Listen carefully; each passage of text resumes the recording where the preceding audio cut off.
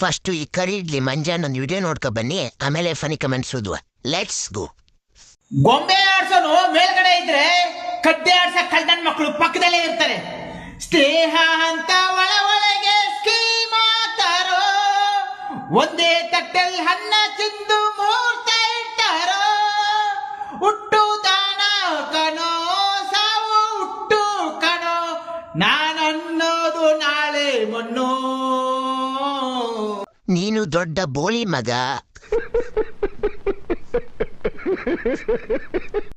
ಗೊಣ್ಣೆ ತಿನ್ನೋ ಸೂಳ ಮಗ ನೀನು. ನಿನ್ ತಟ್ಟೆಯಲ್ಲಿ ಯಾವನ ಅನ್ನ ತಿಂತಾನೆ?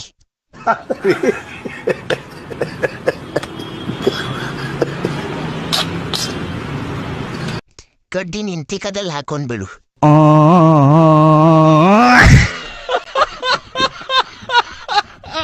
ನಿಮ್ಮ ಹೇರ್ ಸ್ಟೈಲ್ ತುಂಬಾ ಚೆನ್ನಾಗಿದೆ.